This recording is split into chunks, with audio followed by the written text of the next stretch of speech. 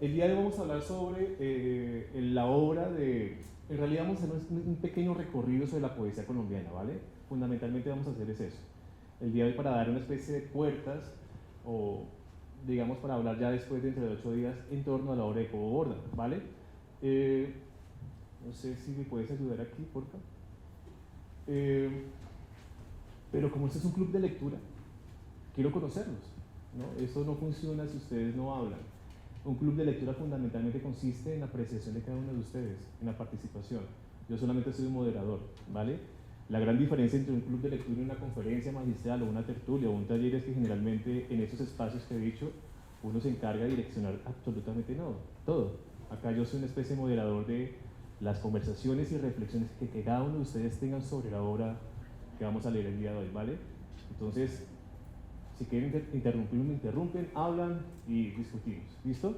La idea es poder construir conocimiento entre todos, ¿vale? Eso es lo importante de un club. ¿Estamos de acuerdo? ¿Sí? ¿Sí? Es un pacto, ¿no? Listo, bien. Bueno, entonces el día de hoy vamos a hablar un poco sobre el ciclo de poesía que llevamos ya trabajando hace unos meses en la Biblioteca Nacional de Colombia, que es Consejos para Sobrevivir, ¿vale? Que es muy diciente esto de consejos para sobrevivir. ¿Qué querrá decir eso para ustedes? Como buen club, ustedes contestan, ¿no? ¿Qué creen ustedes? ¿Qué será eso de consejos para sobrevivir? Y consejos con S, ¿no? No con C porque después nos metemos en problemas. ¿Qué será eso? Como recomendaciones para la vida misma, para sobrevivir en nuestro camino. En nuestro camino. Qué responsabilidad, ¿no? Tan grande. Sí, es como una especie de ejercicio de contemplación estética sobre la vida para poder hacerla más llevadera, ¿cierto? ¿O tienen alguna otra definición? Muchas gracias. ¿No? Pues siempre hay como la visión de un salvavidas, ¿verdad? Claro. Y ese salvavidas pues puede ser muchas cosas, ¿verdad? O te puede hundir más o te puede salvar, ¿no? Uno tampoco está tan claro sobre qué es eso de consejos para la vida. Pero lo que sí es cierto es que por momentos te pueden llevar a flote, vuelvo e insisto, o a veces te llevan a las profundidades más oscuras. Y creo que ahí es donde uno comienza a entender de lo que estamos hechos, ¿no? O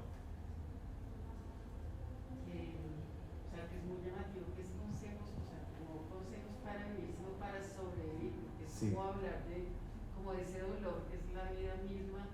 Entonces, a pesar de todo, hay que sobrevivir, así, pase lo que pase, pues, en medio de todo podemos salir adelante. Ya vivir es muy difícil, ¿no? Sí. Sobre todo en Bogotá, con trancones a toda hora, con ciertas dimensiones espaciales muy locas, ¿sí? Con gente muy bella, de todo.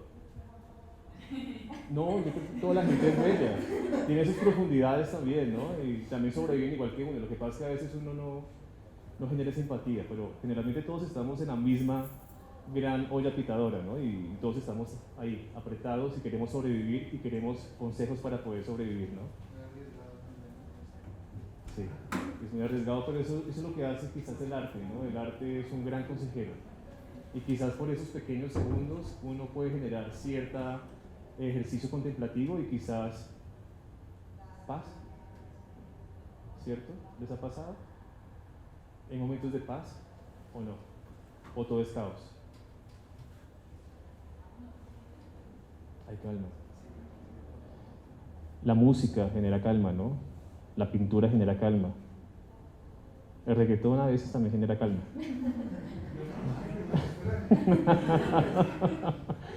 Pero hay gente que sí, ¿no? Que escuchan reggaetón y les genera algo.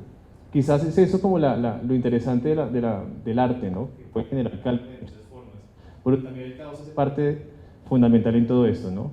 Otra vez, hundirse y sobrevivir, ¿no? Bien, el día de hoy vamos a hablar un poco sobre un antes y un después en la generación sin nombre, ¿vale? Para comenzar quisiera comentarles o preguntarles si conocen algo sobre esta generación. ¿Alguien ha escuchado sobre esta generación sin nombre? Yo soy profesor de poesía colombiana, así que Exacto, y yo lo miro a él como que alguien sabe sobre poesía, ¿sí? Bien. Pero bueno, entonces no hablemos de la generación sin nombre, pero un antes y un después suena bien, una introducción, ¿no? ¿Qué entendemos por un antes y un después? Como todo en el arte y como todo en la vida, pues uno genera ciertas tentativas, ¿no? de periodización. En este club en particular vamos a generar para el día de hoy una cosa muy arbitraria. En realidad esto es solamente una forma didáctica de mostrar algo, no quiere decir que sea de esta forma, ¿no? Perdóname, Sí. ¿cada icono qué representa o es una cosa aleatoria? Como todo en la vida es aleatorio, sí, es el formato preestablecido. Pero es poético también, ¿no? A ver si en una clase me sirve poner los signitos. Sí, que quizás sí, claro. Sí, sí. Pero en este caso es como, así llegó el formato. Bien, vamos a trabajar un poco, a tratar de entender un poco, pues como el índice, ¿no? La metodología del club, que vamos a hablar un poquito muy rápido, la poesía precolombina, la poesía de la conquista y la colonia del siglo XVI al XVIII, la poesía del siglo XIX, romanticismo y modernismo, y siglo XIX, algo muy general, ¿no? Vamos a tratar de dar como un brochazo sobre esa clase de momentos en la literatura y la poesía colombiana. Vamos a entregar unas fotocopias ahí para que ustedes vayan, vamos a leer. Eso es un club, ¿no? Bien. Y de igual manera vamos a continuar, porque esto es muy largo. Poesía del siglo XX y contemporánea, la generación centenario, los nuevos de los 20, Piedra y Cielo. Y este salpicón continúa. Cántico y cavernícolas, mito, nadaísmo, y finalmente por allá abajo, después de 500 años, tenemos la generación sin nombre, ¿vale? Vamos a tratar de abordar lo que más podamos. Obviamente es muy pretencioso, pero vamos a intentarlo. Esto el maestro lo sabrá muy bien. Esto es un curso de literatura de por lo menos 2 semestres. En realidad creo que son como 3 o 4 semestres. Pero vamos a leer, para eso estamos. Bien, la metodología. ¿Qué vamos a hacer acá? Fundamentalmente vamos a leer y a practicar. A practicar poesía, a platicar poesía, a escribir, a sentirla, y ya está. ¿Listo? No importa que no... A veces como cuando no tiene mucha información cree que pues, uno puede comentar muchas vainas. No, acá es sentirla y comentarla, ¿vale? No es un espacio para especialistas, es un espacio para que todos podamos leer y ver un poquito más, ¿vale? Entonces, como el tiempo apremia y tenemos 500 años que puede comprimir en una hora, vamos a leer una cosa muy sencilla, ¿vale? Vamos con la poesía precolombina. ¿Qué entendemos por poesía precolombina? ¿Alguien quiere, por favor, qué será eso de precolombina? Antes. Sí, antes. Claro, claro. Claro, antes de Colombina, digo, de Colón. Claro, y tiene mucho sentido, ¿no? ¿Qué había antes? ¿Y qué teníamos antes en ese territorio? Nada. Teníamos todo, mucho. ¿Teníamos oro? No sean tan materialistas, sean mucho más. Había oralidad, literatura, había cuántas lenguas indígenas en el territorio de la Nueva Granada en esa época. Teníamos muchas lenguas. Sí, de hecho, comunidades actualmente como 120 y algo, y lenguas que se hablan son 65 todavía, creo, indígenas. Se han perdido un poco, ¿no? Pero en esa época había literatura, claro, lo que tú decías, había... ¿Qué es eso de la oralitura? Pues la oralitura es la expresión oral de la literatura. Esta entendida a través de la tradición y su connotación ya llevada hacia lo que se comparte a través de las palabras, teniendo en cuenta la memoria, el olvido y cómo somos los que recordamos. Y esto tan marcado en estas culturas porque era la tradición de pasarlo, de contarlo y tratar de recordar. Ok, sí, claro, ¿cierto? Pero también ahorita tenemos oraliteratura o oralitura, ¿aún existe eso actualmente? O sea, no puede dejar de existir. Claro. Claro, es igual que el arte, ¿no? Igual que la literatura. La literatura hace parte del acto comunicativo, ¿no? La comunicación ya es un acto, ya es un milagro en cierta forma. Y es un elemento estético increíble, ¿no? Poder comunicarnos ya es un milagro. Y claramente la literatura está presente desde siempre, desde que los seres humanos podemos comunicarnos. Para muchos poetas también los animales tienen cierto nivel de complejidad en su lenguaje, ¿no? ¿También tienen lenguaje los animales o no? ¿Los gaticos se comunican? ¿Los perritos se comunican? Claro. La gran diferencia es que nosotros generamos ya unos signos mucho más complejos y más elaborados, ¿sí?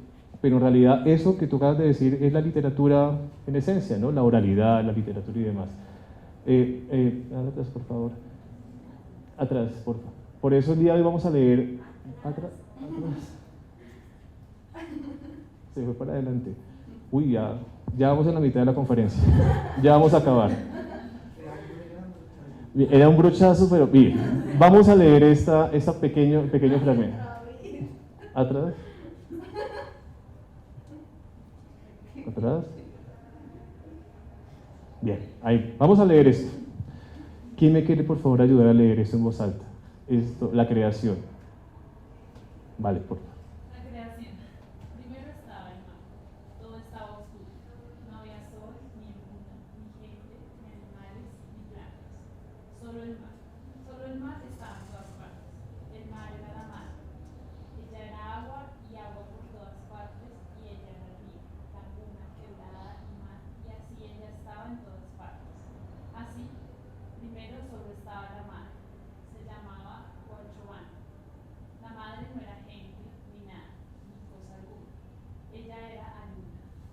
Ella era espíritu de lo que iba a venir, y ella era pensamiento y memoria. Así la madre existió solo en la luna, en el mundo más abajo, en la última profundidad, solo. Fragmento de la creación. Qué hermoso, ¿no? ¿Por qué es hermoso este fragmento? ¿Por qué creen ustedes?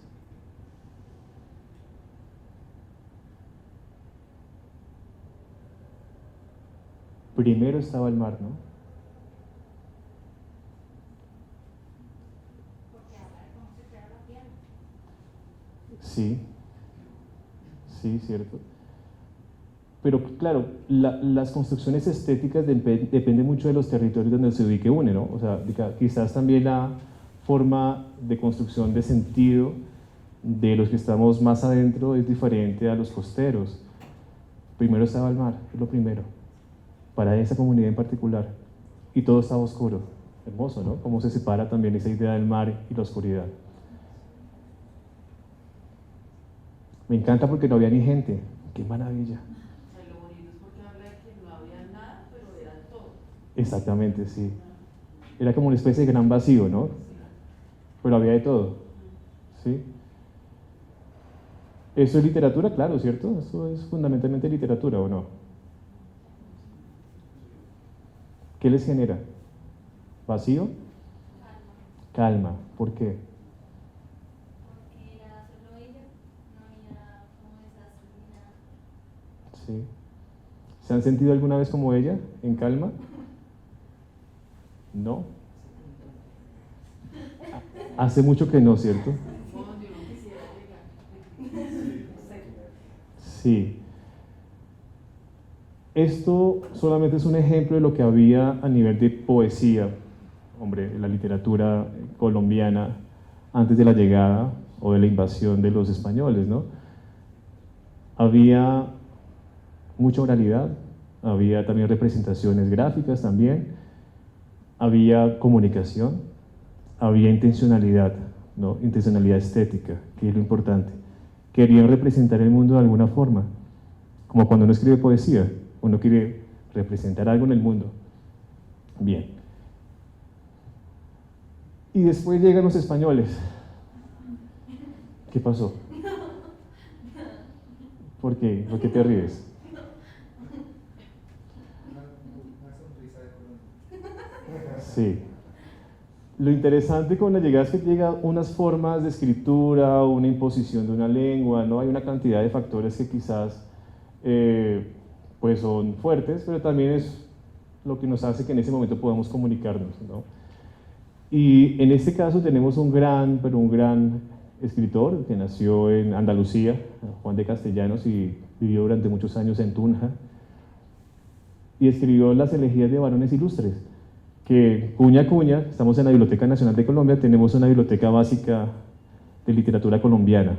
Aquí tenemos la portada, pero ustedes pueden entrar a la página y pueden descargar una cantidad de libros que tenemos sobre la tradición literaria colombiana. Y está el tomo 1 y el tomo 2 de las elegías de varones ilustres.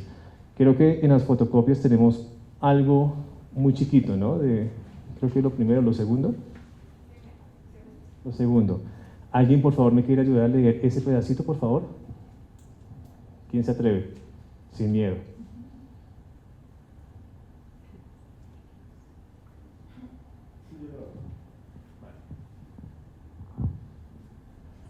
Veréis romper caminos no sabidos, montañas bravas y nublosas cumbres. Veréis pocos ya causi perdidos, sujetar increíbles muchedumbres, de bárbaros crueles y atrevidos, forzados a tomar nuevas costumbres. Do flaqueza, temor, desconfianza, afilaban los filos de la lanza.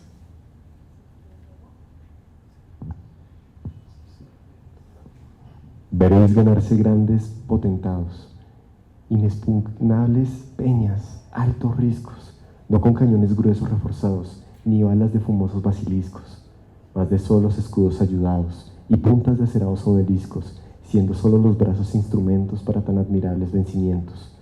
Veréis muchos varones ir en una prosperidad que no temió caída, y en estos esta misma ser ninguna, de su primero ser desvanecida.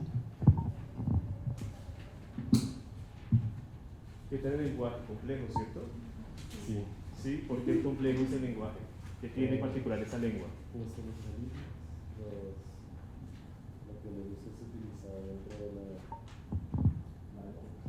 Sí, es un español muy de esa época, ¿no? Estamos hablando siglo XVI, comienzos del siglo XVII. Y aquí va la gran pregunta. ¿Qué podemos decir de ese texto? ¿Qué les gustó? ¿Qué no les gustó? ¿Alguien quiere comentar algo? Eso es un fragmento del primer capítulo, ¿no? de la primera parte del libro de las elegías de varones. Es prácticamente la introducción que hace este poeta a lo que va a pasar después, a lo que va a hablar. ¿De qué va a hablar? De la conquista y de algunos señores ilustres, ¿no?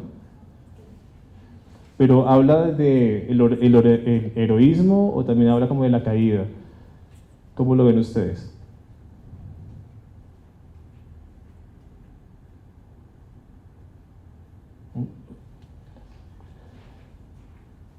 Veréis ganarse grandes potentados, inexpugnables peñas, altos riscos, no con cañones gruesos reforzados ni balas de fumosos basiliscos, mas de solos escudos ayudados y puntas de acerados obeliscos, siendo solos los brazos instrumentos para tan admirable vencimiento.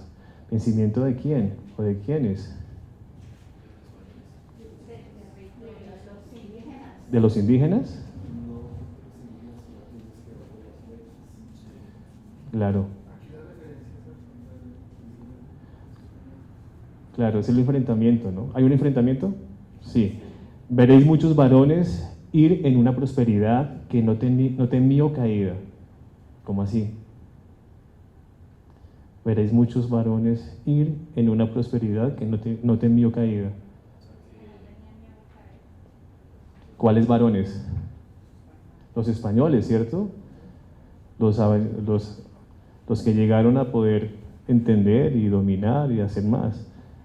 Y en esta misma ser ninguna de su primero se desvanecida, usando de sus mañas la fortuna en los inciertos cambios de esta vida. Otros venir a tanta desventura que el suelo les negaba sepultura. Porque el suelo les negaba sepultura. Qué interesante, ¿no?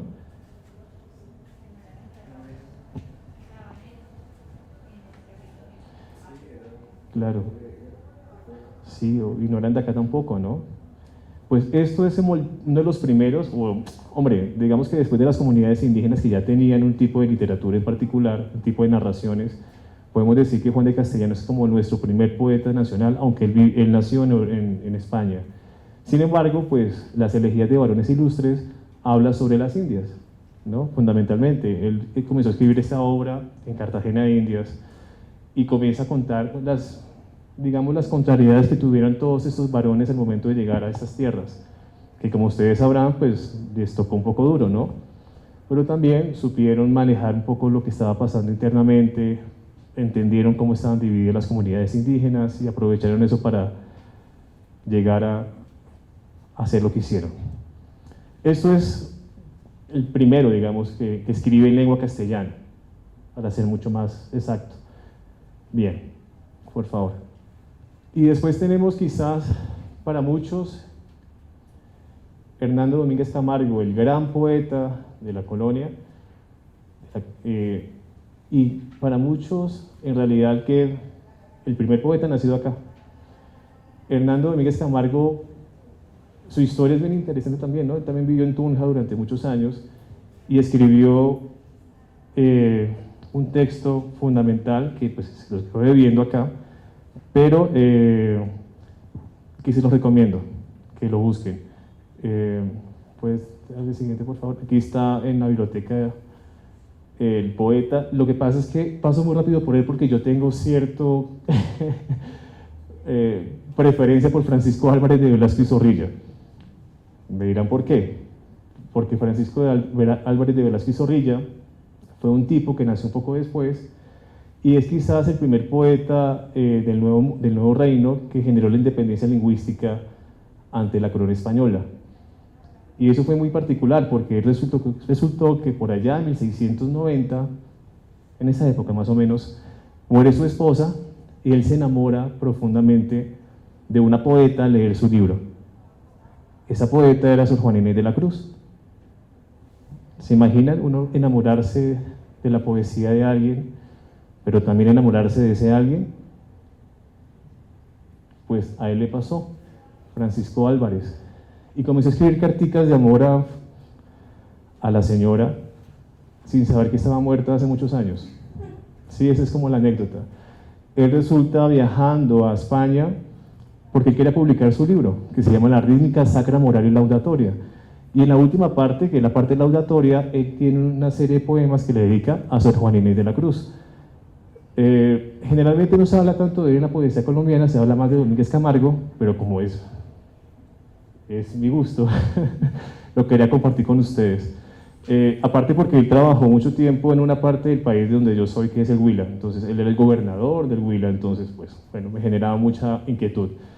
En esa época, si se dan cuenta, la primera poesía tenía que ver con la heroicidad, ¿no? Con todo lo heroico que eran las personas al momento de invadir. Pero en ese momento hay algo particular. Si se dan cuenta, hay una fijación muy particular por lo que es la religión, ¿no? Por las creencias.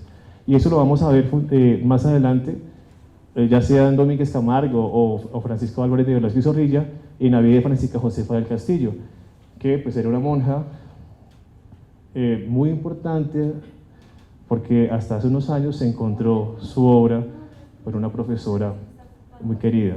Tienen los libros, Los afectos espirituales y la vida, que también pueden encontrar en la Biblioteca Básica de Cultura Colombiana, y aquí les tengo un poema. ¿Quién quiere leerlo? De Francisca Josefa del Castillo, Afecto 45. ¿Quién se atreve a leerlo en voz alta? ¿O lo leo yo?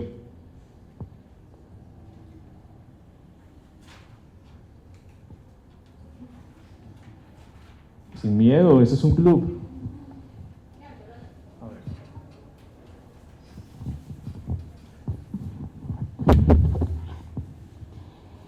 El habla delicada del amante que estimo, miel y leche destila entre rosas y lirios. Su meliflua palabra corta como rocío, y con ella florece el corazón marchito. Tan suave se introduce su delicado silbo, que duda el corazón si es el corazón mismo. Tan eficaz persuade que cual fuego encendido derrite como cera los montes y los riscos. Este es un fragmento Uh-huh. del poema. ¿Les gustó o no les gustó? ¿Qué les gustó? El lenguaje. ¿El lenguaje? Sí, es mucho más sencillo. Sí, es ritmo. ¿Sí? Tiene un ritmo diferente, ¿no? Al anterior. ¿Qué clase de amor será ese? Porque ella era una monja.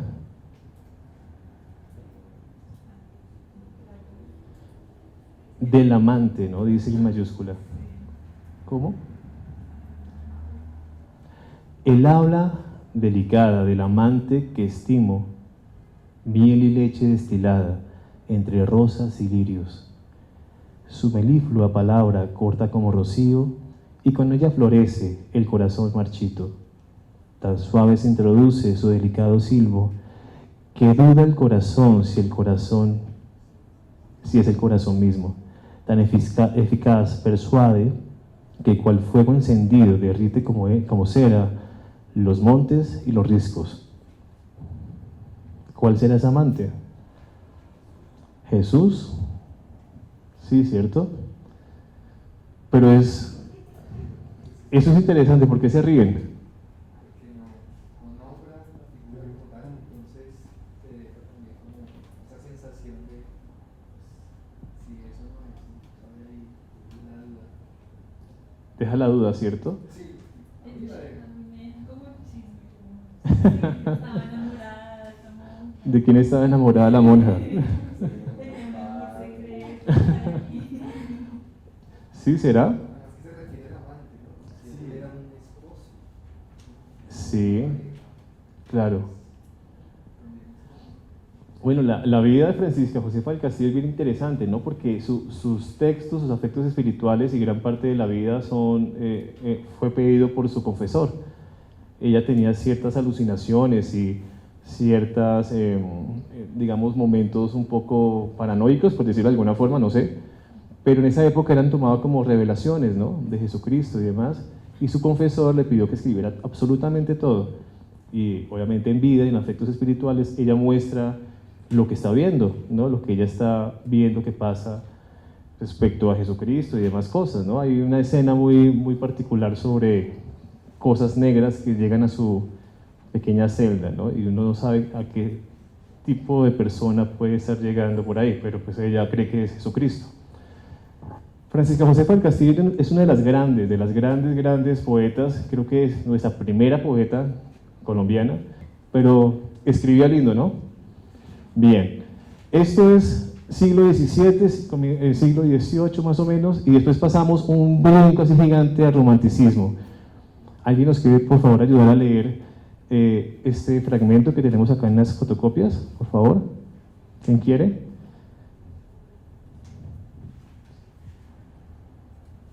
Los mínimos textos, Rafael.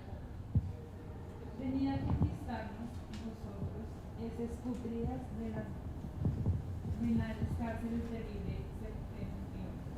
Venid, venid, apóstoles de la sin patria pública, con el hachón del bárbaro y el rifle del ladrón. Venid, venid, en nombre de Franklin y de Washington, bandidos que la horca con asco rechazó. Venid a buscar títulos de Hernanes y de Césares, descamisados prófugos, sin leyes y sin Dios. Un fragmento también de un texto, ¿de quién? ¿De Pombo? ¿Qué pasó con Pombo?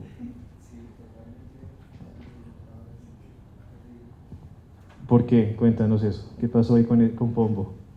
No, pues, porque la verdad no lo había leído como bajo esta mirada, ¿no? Estas narrativas, desarrollando más a ejercicios sobre infancia. Sí, uno siempre asume que Pombo es el poeta de los niños, ¿no? ¿Cierto? Don Renacuajo y demás textos. Pero aparte de eso, él fue diplomático, vivió en Estados Unidos durante muchos años, y si se dan cuenta en ese fragmento de su poema, tiene una visión muy particular y muy política de la realidad, ¿no? ¿De qué realidad está hablando él ahí?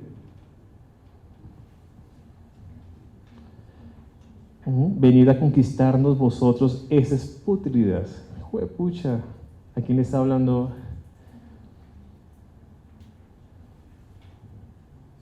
¿Quién será esos de Franklin y Washington? ¿Qué país era ese? Está hablando de los yanquis, ¿no? De los norteamericanos. Le está diciendo, oiga, ustedes, yo sé cuál es su juego, ¿no? Estamos hablando del siglo XIX. Y acá hay una visión bien interesante, ¿no? Porque hay una visión política más marcada de lo que hemos visto, ¿no? Hemos visto una referencia un poco a la invasión, hemos visto también la visión también religiosa de algunos poetas, dimos un brinco ahí muy rápido y hemos llegado a un momento dado donde hay unas visiones políticas bien marcadas. En el caso de Pombo, acá hay un cuadro de Pombo cuando era niño, que me encanta, y están los cuentos pintados y cuentos morales, que es lo que uno más conoce de Pombo, pero Pombo era un gran estadista, ¿no? Él conocía un poco lo que estaba pasando en su realidad y era muy crítico. ¿Qué tal venir a buscar títulos de Hermanes y de Césares descamisados, prófugos, sin leyes y sin Dios? Como quien dice, ustedes vienen acá, son unos bárbaros, ¿no? A destruir todo. Bien, en el romanticismo pasan cosas bien interesantes. En Colombia, ustedes saben que el movimiento romanticista nace fundamentalmente en la construcción del Estado-Nación colombiano, ¿no? Hay una necesidad también de crear unos ritos o digamos unos símbolos nacionales para construir la identidad nacional, y claramente en esa época pues lo político es fundamental. Estamos construyendo la ciudadanía, estamos construyendo la patria, estamos construyendo el Estado, pasamos por muchas tierras, muchos conflictos internos, nos separamos, nos cambiamos los nombres, tenemos los primeros gobiernos de izquierda en los años 40, 50, 60, ¿no? Ustedes sabrán esa historia. Obviamente hay una gran intención política de definir lo que somos como territorio. Y claramente Pombo, aparte de sus textos morales, también habla un poco de eso, sin hablar de los cuentos, perdón, de los poemas que hablan sobre la guerra, ¿no? Cómo invita a los niños a la guerra y demás cosas. Pero es un poeta de su tiempo, ¿vale? Bien. Y ya pasamos el siglo XX. Llevamos media hora y ya hablamos como de 500 años. Me he saltado un poco, ¿no?, de gente, pero el tiempo no apremia, entonces por eso lo hago. Y llegamos al siglo XX y hablamos de una generación, la generación del centenario. Esa generación fundamentalmente nace en los primeros 100 años del Estado colombiano, ¿no? Obviamente tenemos un contexto conservador muy fuerte, y estos poetas comienzan a generar cierta respuesta un poco a lo que ha sido 100 años de patria o del país. Aunque no son centenaristas, Rivera y el Tuerto López, pues por ahí escucharon cositas, solo por el ladito. Hoy les traje uno en particular, que es Luis Aurelio Vergara. Si por favor me ayudan a leerlo, a ver cómo les parece este pequeño... Ah, no, está ahí, sí, abajito. Aunque creo que, bueno, sí, leámoslo y leemos a Guillermo Valencia, que creo que es primero. ¿Quién me quiere ayudar a leer esto, por favor? La repulsa.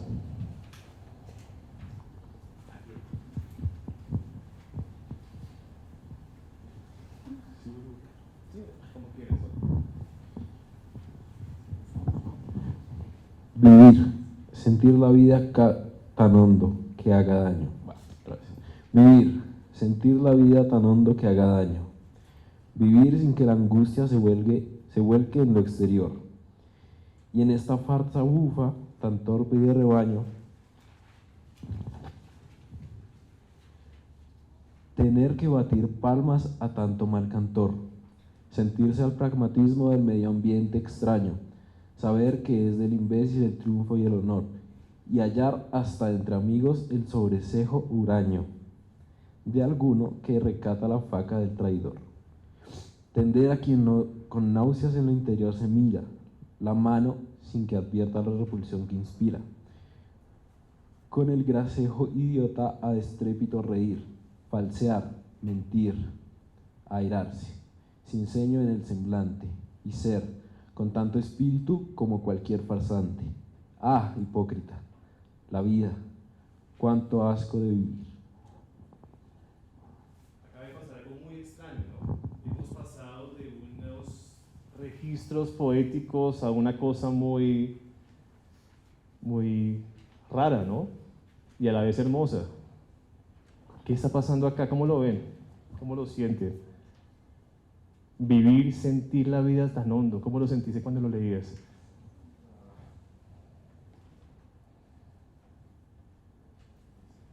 No sabemos, ¿sí? Vivir, sentir la vida tan hondo que haga daño. Vivir sin que la angustia se vuelque a lo exterior. Y en esa farsa bufa tan torpe y de rebaño, ¿qué es esto? ¿Cómo lo ven? ¿Qué les genera? Nomás el título, ¿no? Repulsa. ¿Alguna idea?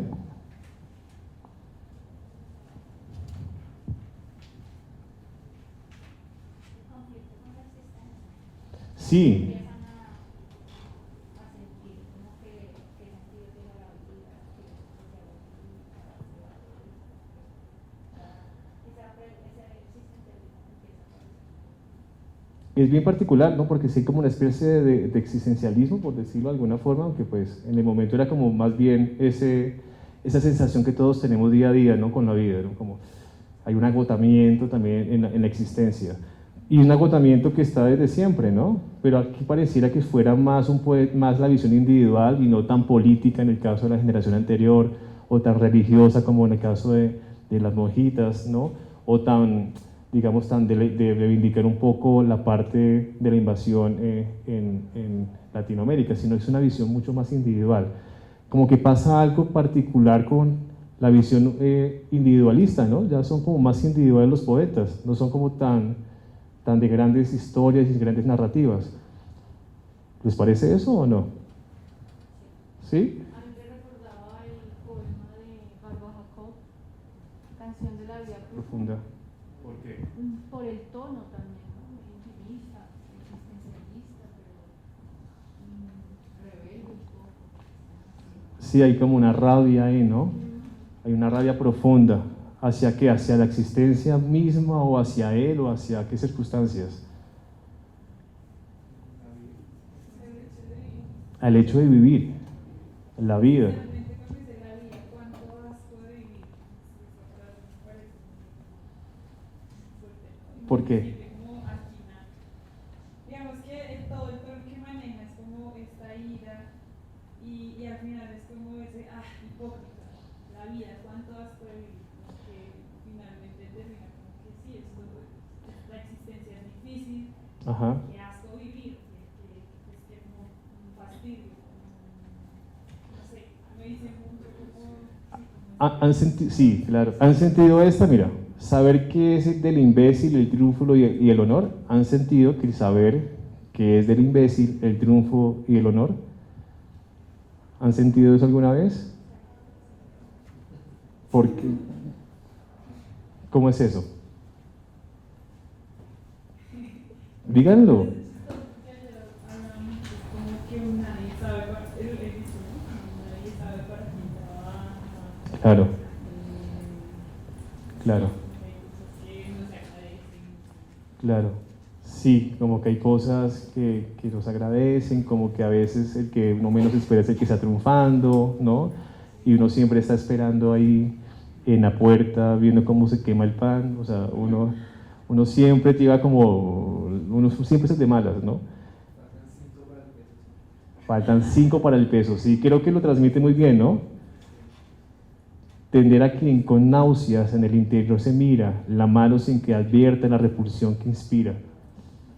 ¿Cómo así? ¿Qué es eso? ¿A quién le genera repulsión? Yo creo que es también como esa lucha de que siempre hay alguien que quiere sobrevivir en medio de todo, que realmente es como la hipocresía de la vida, que lo que importa es siempre eso, como que sobresale, pero realmente detrás de ese éxito hay algo que está ahí como bajo tierra, que es como el que tiene que soportar toda esa arrogancia del que quiere siempre subsistir, ese rechazo al que siempre trata de mostrarse. Sí. Detrás de eso es alguien que realmente debería tener más mérito que eso, que se le conoce. Sí, cierto, nos ha pasado mucho eso, esa repulsión de algunos comportamientos humanos, de querer pasar por encima de otros, de ser poco empáticos con el otro, de querer figurar siempre, esa repulsión constante hacia la misma condición humana, porque quizás también nosotros somos así para muchos otros.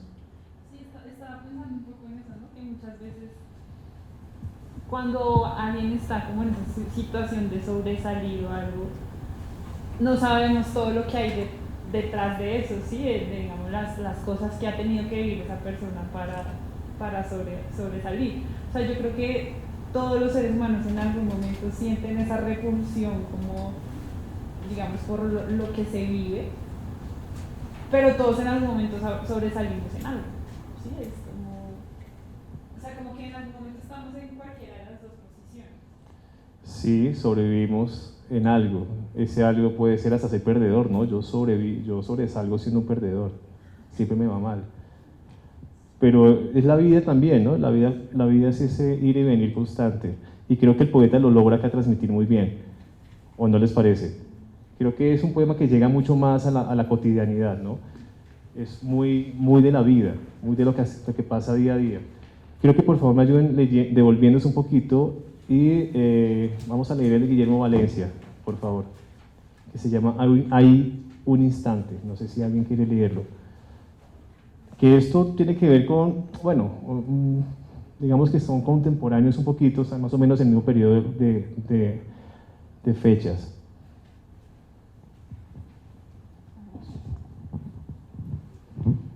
Hay un instante del crepúsculo en que las cosas brillan más, fugaz momento palpitante de una amorosa intensidad. Se aterciopelan los ramajes, pulen las torres su perfil, burila un ave su silueta sobre el plafondo de zafiro. Muda la tarde, se concentra para el olvido de la luz, y la penetra un don suave de melancólica quietud, como si el orbe recogiese todo su bien y su beldad, toda su fe, toda su gracia, contra la sombra que vendrá. Mi ser florece en esa hora de misterioso florecer. Llevo un crepúsculo en el alma de ensoñadora placidez. En él revientan los renuevos de la ilusión primaveral, y en él me embriago con aromas de algún jardín que hay más allá. ¿Qué te generó el poema? Pues sentí como un transitar que empieza en un punto, es decir, no sé, como en la muerte, pero en una muerte plácida. ¿Están de acuerdo? Hay un tránsito, ¿cierto? ¿Hacia dónde? ¿Hacia dónde transitamos?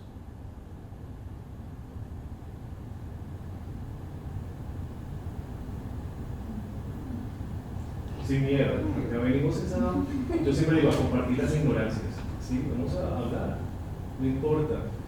La poesía creo que genera esa clase de posibilidades de hablar de cualquier cosa. La poesía se disfruta y es un pretexto para hablar de nosotros mismos como personas. Eso es lo hermoso de la poesía. Es como un momento de revelación, ¿no? Esos que tiene uno a veces que está ahí, simplemente siente. Y es una revelación igual a la del anterior poeta, la de Luis Aurelio, que la otra también era un tipo de revelación, ¿o no? No, ¿cierto? Es contrario. No, porque el último poeta es más, digamos, más irónico, ¿no? Más sarcástico, es como una crítica, es más visceral, Mucho más una visceral. crítica a la sociedad que de una u otra manera, sin meterse políticamente, hace que el sujeto sienta ese vacío y esas náuseas, ¿no? Sí. Por eso es muy existencialista sin pertenecer al movimiento existencial, pero sí habla de ese aspecto. Quizás también en esa época esos poetas habían leído a Schopenhauer y habían leído algo de Nietzsche, ¿no? Posiblemente, no sé. Pero, de hecho, lo interesante es que los dos poemas hablan de la vida un poco, pero son formas totalmente diferentes de asumirlo. El que leímos anterior es mucho más visceral y este es mucho más contemplativo, ¿no? ¿Cierto? Es una visión muy contemplativa de la realidad, de la existencia. ¿Qué parte les gustó de ese poema? ¿Qué verso les pareció así muy bello? Que usted... Se concentra para el olvido de la luz. ¿Cómo? ¿Otra vez? ¿Cómo es? Es que estoy tratando de entender eso. Sí, ¿cómo dice? Muda la tarde, se concentra para el olvido de la luz y la penetra en don suave de melancólica quietud. Ahí. Es que el olvido de la luz Sí. me llama como a la oscuridad, Sí. pero igual es calma, ¿no? Esa parte es suave, un don suave de melancólica quietud. También es como que necesito como que dentro de la tarde o de ese mudar la tarde, o sea, empieza a oscurecer, hay quietud y hay calma también. No siempre la oscuridad es tormentosa o asusta. Sí. Pues, digamos que en mi caso, hablaría sobre el de Llevo un crepúsculo en el alma de Soñadora Placidas, que creo que complementa muy bien lo que dice Gabriela, ¿no? O sea, Sí. digamos como la calma que se lleva en ese transitar, ¿no? Que vamos todos de pronto en esa oscuridad, una tenue calma. Sí. ¿Alguien más tiene otro verso que les gustó así bastante? Él se vuelve un poco la naturaleza que admira, porque dice que es crepúsculo y que también él florece. Des en cuenta la diferencia, ¿no? Hay mucha diferencia con el anterior, ¿cierto? Él se vuelve uno con el entorno, con la naturaleza. Bien. ¿Alguien quiere comentar algo más? Un verso que les haya gustado mucho. ¿No? ¿Sí? No. Mi ser florece en esa hora de misterio florecer. Llevo un crepúsculo en el alma de ensoñadora placidez. Wow, ¿qué te genera?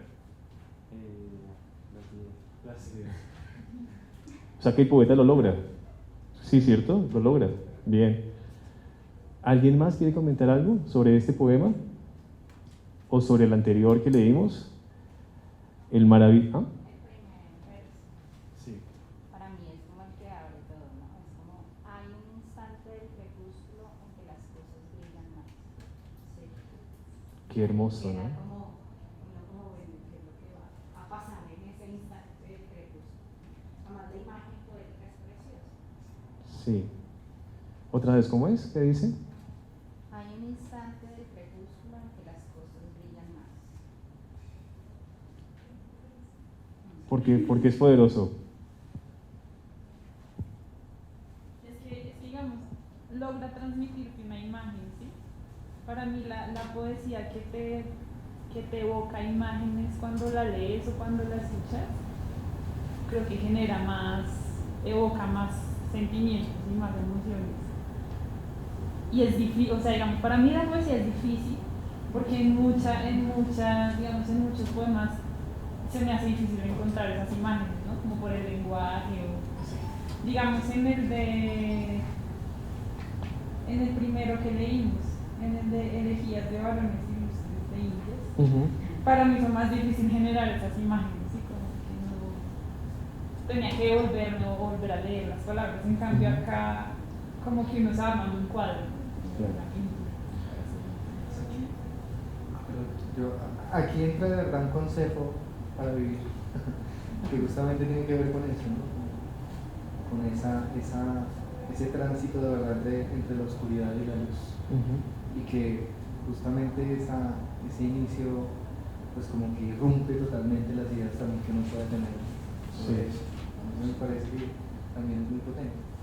Justamente por eso, pues porque la imagen que uno tiene a veces del crepúsculo no se limita más a la oscuridad que a la luz. Es interesante porque, gracias, porque lo que vimos con los varones, con las elegías, básicamente es una historia, ¿no? Es la narración en verso sobre algunas cosas que pasaron en esa época a los invasores, ¿no? A las personas que llegaban acá, ¿no? Es un relato en realidad, no es una historia.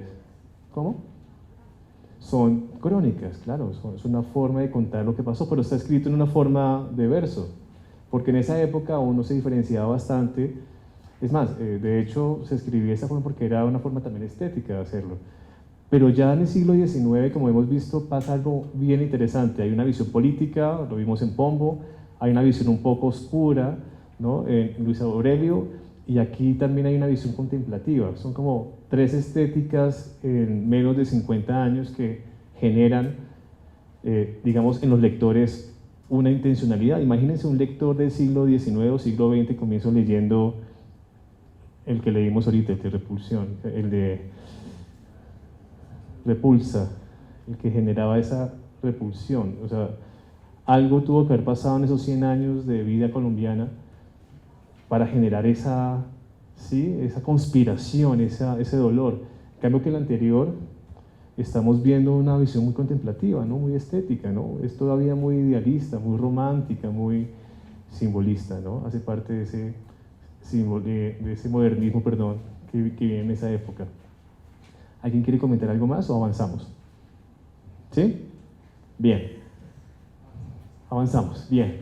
Ahora pasa algo bien raro, ¿no? Hemos hablado todo un poquito, pero llegamos a los años 20, después de esa generación del centenario, y vemos acá al gran Jorge Salamea, ¿no?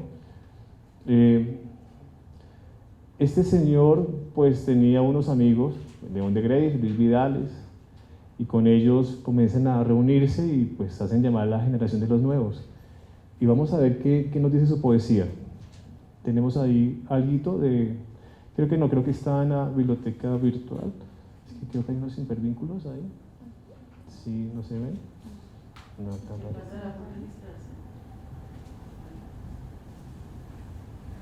¿Señora?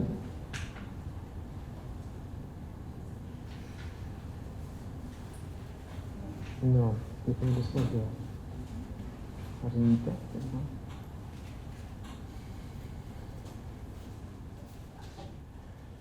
Bien. Sí, que tenemos un poema de Luis Vidales ahí. Quería escuchar a Salamea, pero bueno, no se pudo, pero vamos a leer a Vidales, ¿vale?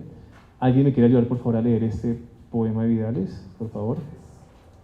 Sí, por favor. Señor, estamos cansados de tus días y tus noches. Tu luz es demasiado barata y se va con lamentable frecuencia. Los mundos nocturnales producen un pésimo alumbrado y en nuestros pueblos nos hemos visto precisados a sembrarle a la noche un cosmos de gloritas eléctricas, Señor. Nos aburren tus auroras y nos tienen fastidiados tus escandalosos crepúsculos. Porque un mismo espectáculo todos los días desde que le diste cuerda al mundo. Señor, deja que ahora el mundo gire al revés, para que las tardes sean por la mañana y las mañanas sean por la tarde. O por lo menos, Señor, si no puedes complacernos, entonces, Señor, te suplicamos todos los bostezadores que transfieras tus crepúsculos para las 12 del día. Amén.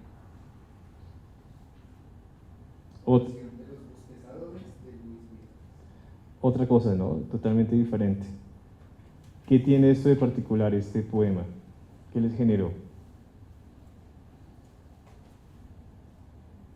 Sí, es como... ¿Genera qué? ¿Risa? Sí. Risa, ¿no? ¿Por qué genera risa?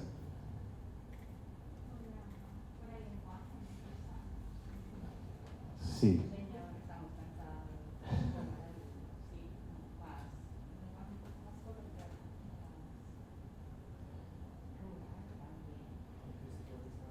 Sí, y como obviamente es una parodia, ¿no?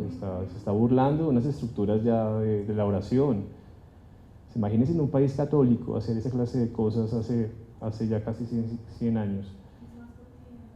Y es muy cotidiano, no es tan ampuloso en sus figuras, es una cosa más prosaica, ¿sí?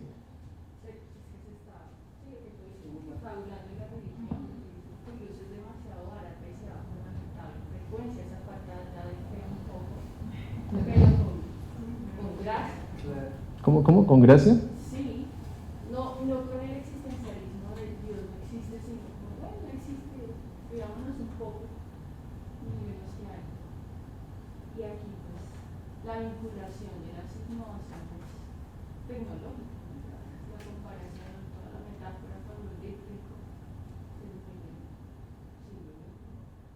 Ujú. Sí, es interesante cómo cambia esa percepción de Josefa del Castillo, donde el amante, bueno, puede ser Jesucristo, pero no sabemos por acá. Hay otras lógicas diferentes, ¿no? Acá está la electricidad, acá está la ciudad, acá está digamos, ese pensamiento un poco liberal, ¿no? De los años 30, quizá, de los 40, toda esa visión librepensadora de ese momento, y que en cierta forma es una respuesta a todo el pensamiento conservador que también estaba siendo hegemónico durante muchos años en Colombia, hasta los años 30. Y en cierta forma también es una cachetada a esa visión, pues, católica, ¿no? Totalmente. ¿Qué les gustó? ¿Qué verso les pareció interesante de eso? Que ustedes digan qué cosa tan maravillosa. Nos aburren tus auroras y nos tienen fastidiados tus escandalosos cuerpos. ¿Cómo así? ¿Qué es eso? Ahorita en el anterior poema hablábamos de crepúsculo, que maravilloso, que brilla, y acá es como más, como que usa esas palabras muy de la poesía, pero les quita como la belleza, ¿no? Como es fastidioso y es aburrido. Eso parece muy interesante. Y des en cuenta que pasamos de eso que es una sonrisa angelical, contemplativa, pletórica, a una carcajada demoníaca, ¿no? Es decir, sí, es una cosa visceral, ¿no? Es una cosa de burla. Y todo lo que es burla es finalmente muy demoníaco, ¿no? Y eso también es interesante, ¿no? Se burla de todo. En cambio que el anterior poema era mucho más bonito, ¿no? En todo sentido. ¿Será que hay una visión política? Claramente, ¿cierto? ¿Quieren comentar algo más sobre este poema de Luis Vidales? Creo que más allá de las definiciones y de hablar de la importancia de los poetas, creo que la poesía habla por ellos, ¿cierto? Por eso mi idea no es tanto hablar de la biografía, sino más bien leerlos, a ver cómo nos parece. ¿Les gustó Luis Vidales? ¿Sí? Es interesante, ¿no? Sí. Bueno, después de esa generación, ya brincando otra vez, tenemos a Piedricielo, y quiero que por favor me ayudes en la biblioteca de la... Busca biblioteca, sí, Piedricielo, Biblioteca Nacional, y vas a encontrar una cosa muy, muy linda. Piedricielo, Biblioteca Nacional. Y es una constelación que la biblioteca hizo hace unos años para divulgar un poco la obra de estos grandes poetas, que son otra cosa diferente. A ver. No.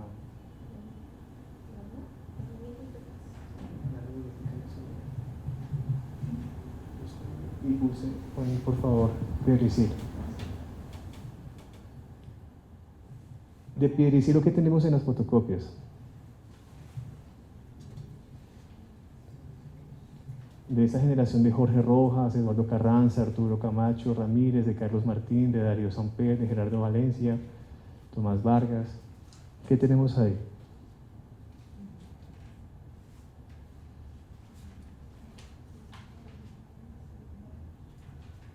Creo que sí.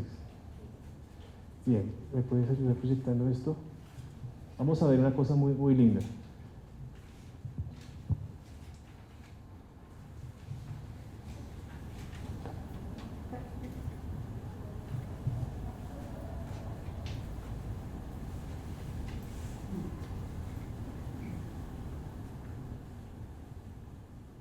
Bien. ¿Han escuchado a Piedricielo? ¿Han escuchado sobre esa generación de poetas? ¿No? Bueno, vamos a conocerlos por su poesía. Más que nombres, mire esta belleza que hizo la Biblioteca Nacional hace unos años para conmemorar esta generación. Tenemos a Gerardo Valencia, a Tomás Vargas Osorio, y ahí están sus poemas. Qué bello, ¿no? ¿Han escuchado a Carranza? Ese apellido es como muy sonoro, muy conocido, ¿no? María Mercedes, ¿cómo así? Tiene que ver con María Mercedes, ¿cierto? Sí, de hecho tiene que ver con esta biblioteca, porque fue director de esta biblioteca en los años 40. Fue una piedra muy importante dentro de esta Biblioteca Nacional. ¿Qué quieren leer de todo lo que vemos ahí? ¿Quién les parece así como chévere para leer de esta generación? ¿Sí? ¿Cómo dices? Samper, Darío Samper. Tenemos qué poemas. A ver, leer poemas.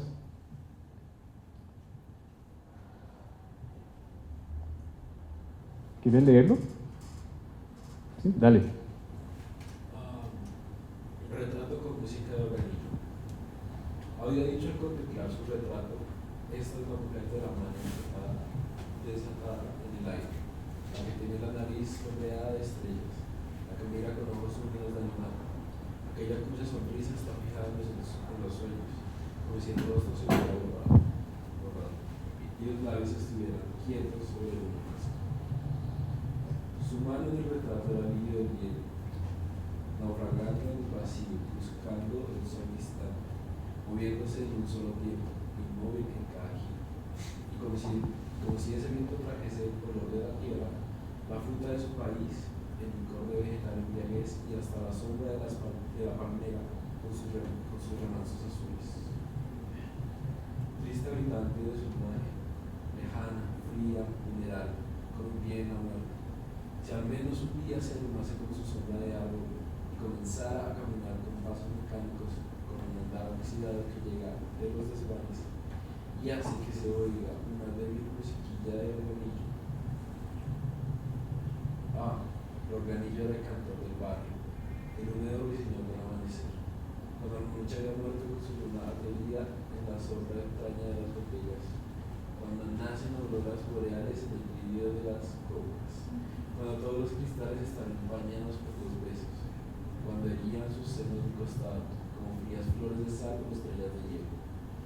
Al amanecer el organillo despertaba a 100 pájaros, que volaban sobre su cabeza pelinando una vieja canción, una antigua y triste canción que hace bailar el alma de los perros, el son del hambre atados a la luna. El organillo era alegre, huésped de la esquina, cuando sus brazos me salvaban del naufragio en ese corto viaje a orillas de Pulsar. Aquella melodía madrugaba en el corazón de los vientos y hacía que tus lágrimas bañaran la música. Entonces parecías más delgada, como si fueras a subir al cielo de mi angustia, sobre una estrella tan rápida como un suspiro. Esto es muy diferente a todo lo que hemos leído. ¿Les parece o no les parece? ¿Qué les genera? Tristeza. ¿Sí? ¿Les generó tristeza? ¿Por qué? Pues no sé, amigo. No, sí, no, y es muy válido. No. No la mires a ella, no. Ella también quedó triste, créeme. No sé,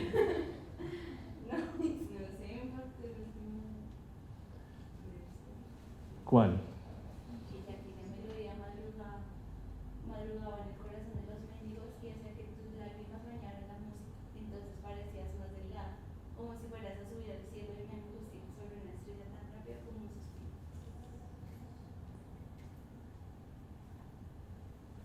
Sí.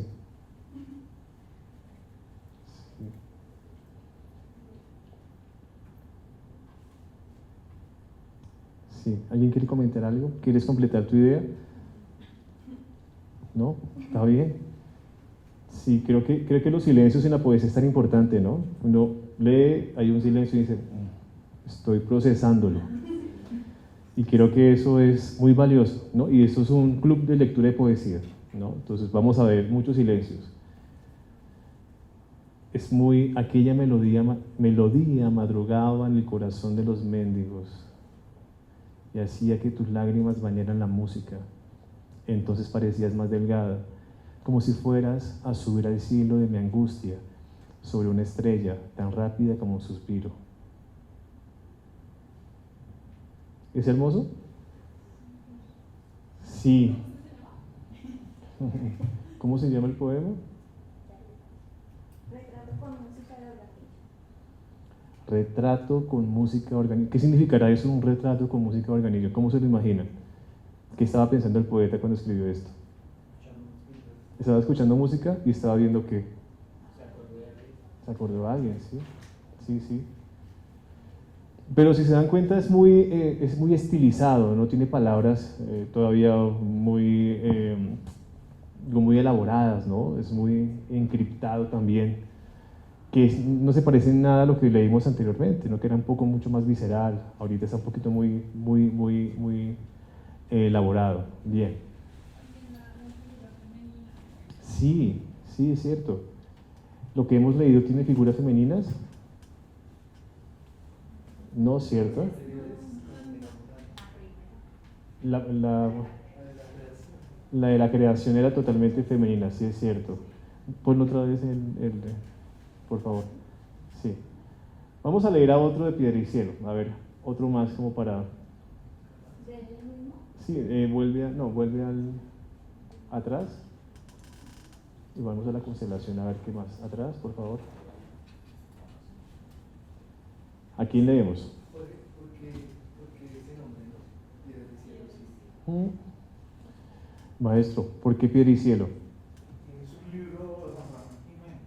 Y entonces ellos lo consideraban como uno de los grandes modelos de la poesía.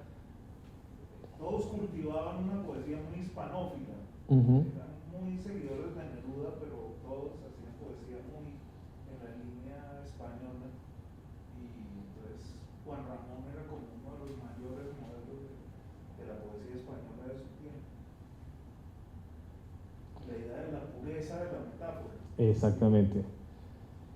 Sí, sí. ¿Cuál quieren leer? A ver. Desen cuenta de lo que acaba de decir el maestro, ¿no? La pureza de la palabra, ¿no? Pero esa pureza muy del español, ¿no? De esa lengua. Sí, claro.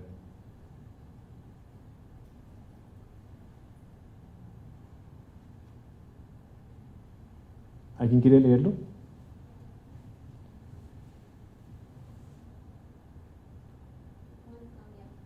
¿O lo cambiamos? Siguiente. Bien, me encanta. Siguiente. ¿Quién quiere leerlo? ¿O siguiente?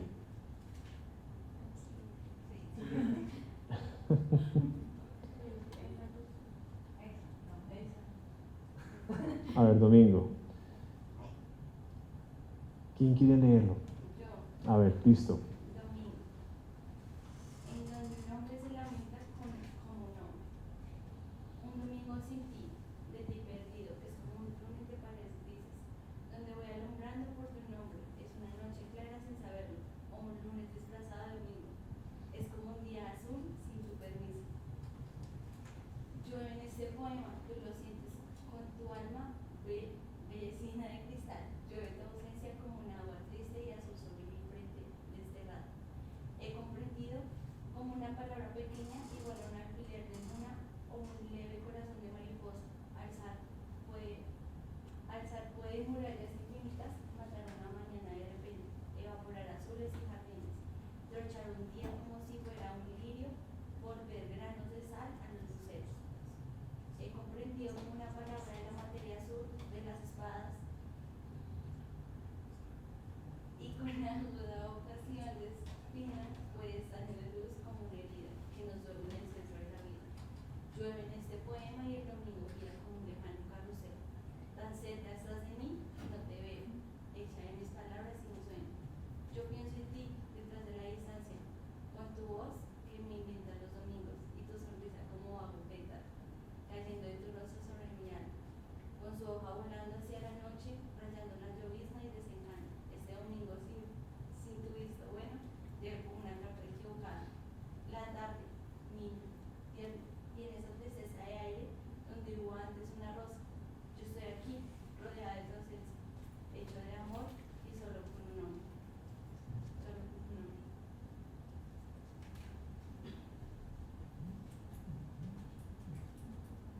Eso hubiera sido un día melancólico de ¿Sí? ¿Cómo lo ven? ¿Sí? Un día gris. Es un típico día bogotano, ¿no? Sobre todo en esa época que era todo tan nublado todo. ¿Qué les gustó? ¿Qué no les gustó? ¿Les gustó algo? Sí, unas figuras bonitas. ¿Cuál te gustó? ¿Cuál te llamó la atención?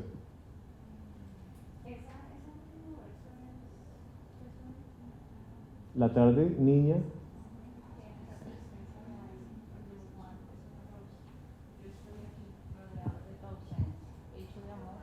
Y solo como un hombre. Además que lo cierra, ¿no? Porque ese solo como un hombre creo que abre el poema también, ¿no? Claro, claro. Sí, ¿podemos devolvernos? Sí, es cierto, ¿no?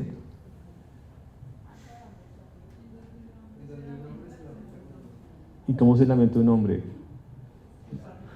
Sí, los hombres lloramos.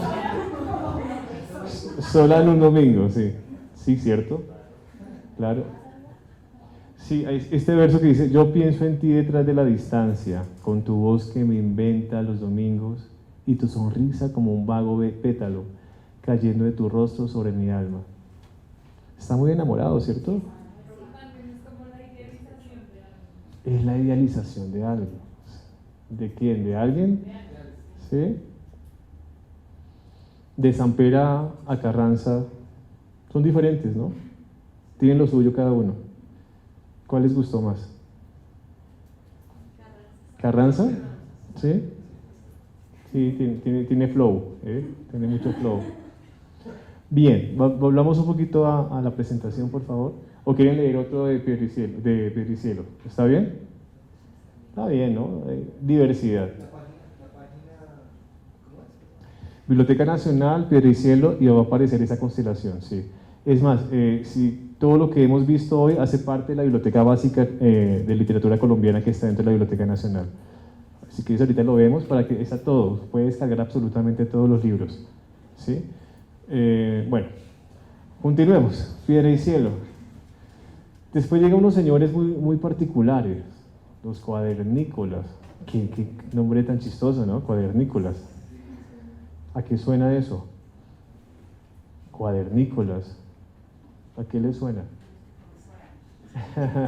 A los que comen cuadernos. Sí, ¿ok? Cuadernos de piedra, sí. De Piedricielo. ¿Será que es un guiño a los piedricielistas? ¿Ustedes qué creen? Cuadernícolas. Ese Nicolás, esa terminación es bien particular, ¿no? En esa generación tenemos a otros poetas con, digamos, otras intencionalidades estéticas. Creo que en las copias tenemos a uno en particular, a Rogelio Echavarría, ¿cierto? ¿Alguien, por favor, me puede ayudar a leer a Rogelio de los cuadernícolas? ¿Quién quisiera? ¿Sí? Como quieras. El transeúnte, Rogelio Echeverría. Todas las calles que conozco son un largo monólogo mío, llenas de gentes como árboles, batidos por oscura batahola. Oh, si el sol florece en los balcones y siembra su calor en el polvo movedizo. Las gentes que hallo son simples piedras que no sé por qué viven rodando. Bajo sus ojos, que me miran hostiles como si yo fuera enemigo de todos, no puedo descubrir una conciencia libre, de criminal o de artista, pero sé que todos luchan solos por lo que buscan todos juntos. Son un largo gemido todas las calles que conozco.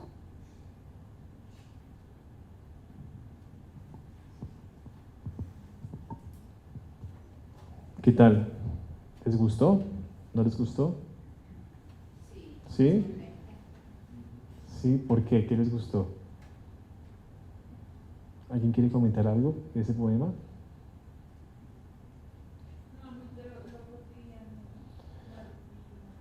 Lo cotidiano, la rutina, ¿sí? ¿Qué más? Un monólogo, ¿sí?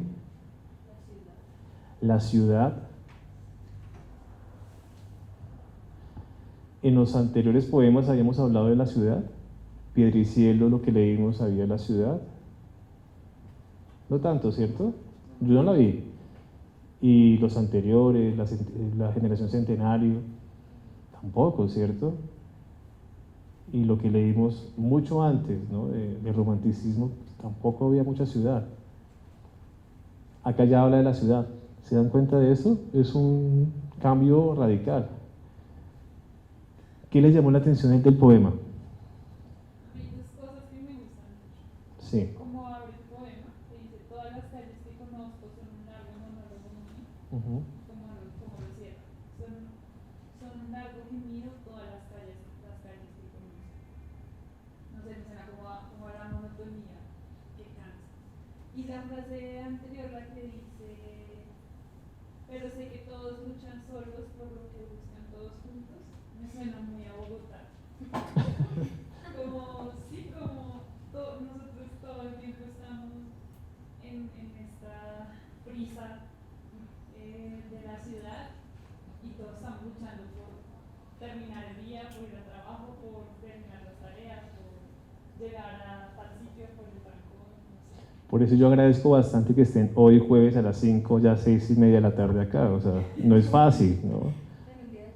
En un día lluvioso, con mucho frío, nublado, y sabiendo que cuando salgamos de acá tendremos un trancón para donde vayamos. Es una cosa bien... Pero eso es estético, eso también es poético también, ¿no? Ese caos que genera la ciudad también genera, pues lo que somos también, ¿no? Lo que vimos todos los días. ¿Alguien quiere comentar algo sobre este gran poema? Cuando dice las gentes que hay son simples piedras. ¿Cómo? Las gentes que hay son simples piedras. Se vuelve porque es la soledad de la ciudad. El otro es un edificio más.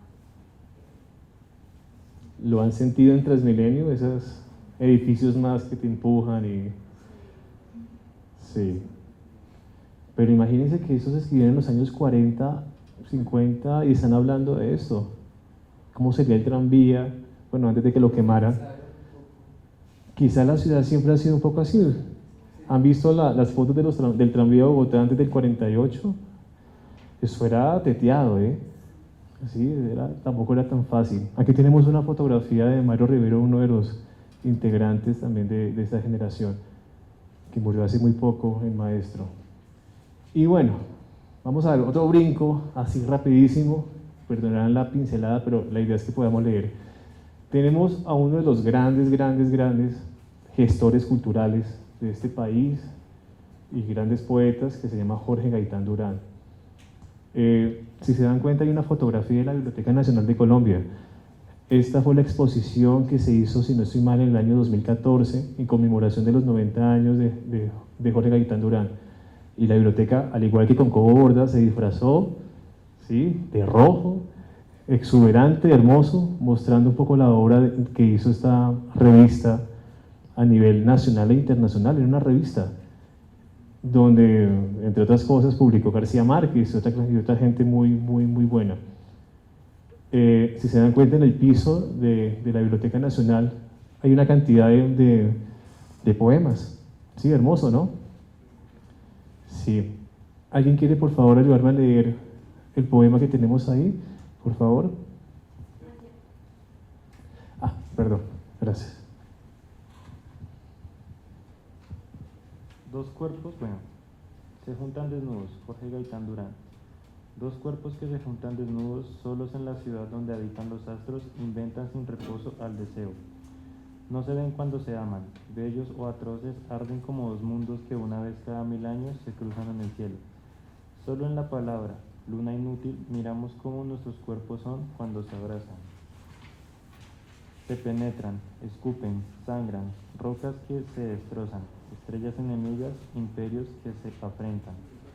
Se acarician efímeros entre 1000 soles que se despedazan, se besan hasta el fondo, saltan como los delfines blancos en el día, pasan como un solo incendio por la noche. Gracias.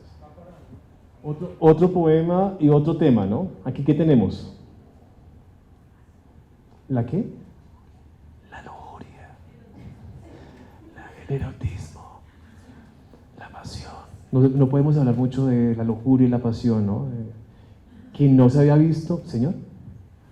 No, es que es pecado. Es pecado. Sí, Señor. Y creo que hasta el momento se ha abordado el erotismo de una forma muy diferente, ¿no? Todo lo que hemos leído como que bordea un poco, pero esto es mucho más frontal, ¿no? Como más dos cuerpos desnudos. Más directo, sí. ¿Les gustó? Sí, Más que... insinuador también, ¿no? ¿Sí? Para dedicar a los novios. Yo creo que es directo sin ser grotesco. Ay, qué... También tiene que ver con las fases de las relaciones, como las convivencias. Por ejemplo, hay un pedazo que dice como lo de las morales y eso, enfrentándose, también tiene que ver como con las personalidades de las personas. Mira. Como, digamos, uno enfrentarse a la otra persona, conocerla, pero no solamente físicamente, sino ir más allá, como generar esa convivencia, no solamente como en el ámbito sexual, sino ir más allá. ¿Lo ven así ustedes también? Chévere, ¿no? Es como una fuerza del encuentro también, ¿no? Que va más allá también de lo carnal, digamos, como que se refugia en las acciones efímeras que pueden pasar, ¿no? Sí. Se lo relata también de una manera como delicada. Y es estético, ¿no? De hablar de un tema que a veces también nosotros somos como tan cautelosos, ¿no? Bueno, ya no tanto, ¿no? Piénsese también la época de los 50, cuando esto fue publicado, pues puede generar cierto escozor, ¿no? Quizás para la... ¿Sería escándalo? Sí, aunque finalmente eso es tan bueno que lo hacen hasta los pajaritos, dicen por ahí, ¿no? Decía una señora. Bien. ¿Qué tal Jorge Gaitán Durán? Chéverísimo, ¿no? Recomendado, La Generación Mito. Hay otros poetas que no vamos a tocar porque no hay tiempo. Y finalmente, como para ir cerrando el día de hoy, llegamos a La Generación Sin Nombre. Y al autor que nos convoca, que es Gustavo Cobo Borda. Es curioso que se llame La Generación Sin Nombre, ¿no? ¿Por qué se llamará así? La Generación Sin Nombre. Creo que nos saltamos el nadaísmo, bueno, no importa. Nos saltamos el nadaísmo, me perdonarán, creo que hay un poema nadaísta ahí. ¿Sí? Qué pena. Sí. Sí, ¿quién quiere leer ese? Sí, por favor. ¿Lo lees? La salvaje esperanza, Gonzalo Arango. Éramos dioses y nos volvieron esclavos.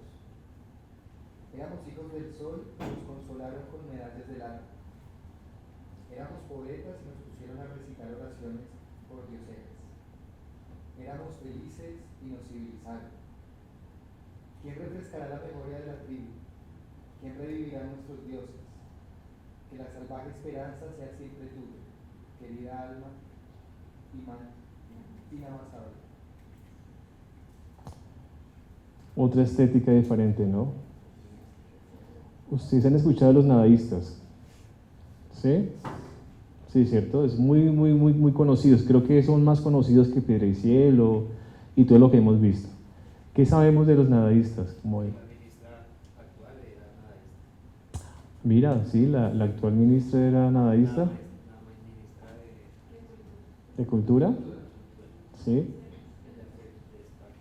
España. Mira, chévere. Y quizás muchas de las personas que conocemos por ahí todavía crecieron con esta estética nadaísta, ¿no? Sobre todo porque era una época de hippies, ¿no? De revolución, de contestataria contra la guerra en Vietnam y un poco de cosas, ¿no? Estamos hablando del Frente Nacional y una serie de cosas que pasaban en Colombia que quizás no gustaban a todo el mundo y ellos eran un poquito contestatarios. Esa generación nadaísta, pues, es una de las más importantes.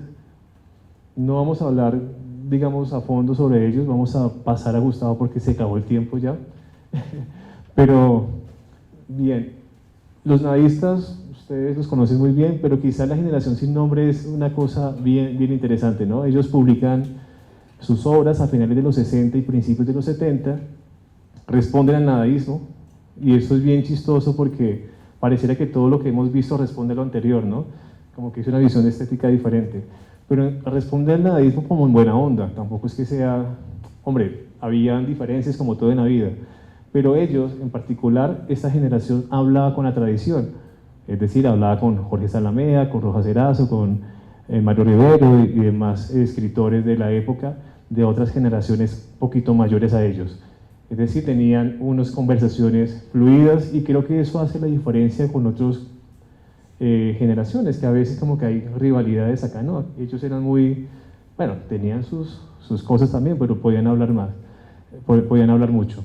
Hasta en un momento del Frente Nacional, que fue, ustedes saben muy bien que fue un momento colombiano bien interesante y polarizado, y estamos hablando de un momento dado en Colombia donde hay una consolidación de las guerrillas, ¿no? El nacimiento del M-19, ¿no? Que no es nada pues aislado. Es decir, que si se dan cuenta, a diferencia de las otras generaciones, como quizás Piedra y Cielo y demás, aquí se acerca un poquito más a lo que vivimos actualmente en Colombia. Hay un contexto de violencia más marcado. En la exposición que tenemos en la Biblioteca Nacional tenemos una serie de libros y unas fotografías. Esta es una de las que más me gusta de esta generación, porque está Juan Gustavo Cobo Borda junto a María Mercedes Carranza. Hermosos, ¿no? Eso fue en una toma de una casa y montaron como una especie de biblioteca, ¿no? Creo que eso aún pasa en la actualidad con algunos movimientos comunitarios, pero es una forma también de resignificar los espacios. La exposición que tienen ahí en esta salita de la entrada está la foto. Está el original, exactamente. María Mercedes creo que tenía 20 años y Cobo Borda tenía como 18 en esa foto. Y esta es como la famosa y no tan famosa, porque acá hay muchos ausentes. Quiero que veamos esta imagen y leamos el poema que cierra las copias y ya les explico por qué. ¿Alguien quiere leerlo como para ir cerrando, por favor? ¿Sí? Vale. Campeones, Miguel Méndez Camacho. Campeones con K. Campeones. Miguel Méndez Camacho en la revista del colegio, una fotografía de 20 años atrás, donde estamos posando sudorosos después de la victoria. Todos tenemos un aire de grandeza que hemos ido gastando. El gallego Tomás, el pecoso Pedrosa, el maracucho Antonio, que hizo un gol memorable y ahora tiene una casa de citas en Valencia. El Tatareto Vega, que era puntero izquierdo, nos fuimos brevemente inmortales. Qué bonito, ¿no? Claramente los campeones no son ellos los que habla el poema, pero sí hace alusión a un retrato, ¿no? Que está, ¿cierto? Y quizás esta foto, que es como la más importante y está acá en la exposición como muy, muy grande, pues habla de la primera reunión de ellos y en la mitad, en toda la mitad está Cobo Borda, que es como ese imán que atrae, que agregó un poco toda esa generación. Hoy vamos a terminar con este de campeones, como un abrebocas, pero ya dentro de 8 días, que espero verlos dentro de 8 días, hablaremos mucho más de cerca de la obra de Cobo Borda. Otra vez fue un recorrido muy rápido por lo que pasó antes de la literatura colombiana, espero que les haya gustado. ¿Tienen preguntas? ¿Sí les gustó? ¿Van a volver?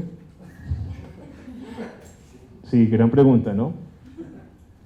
Vuelvo, insisto, la idea es que podamos hablar, compartir. Creo que la próxima vez vamos a hacer una distribución del espacio un poco diferente para poder ser más un club, ¿vale? ¿Preguntas? ¿Todo bien? Todos los jueves de 5 a 6:30 de la tarde, ¿vale? Son 9 sesiones, comenzamos hoy. Muchas gracias. Gracias. Vale.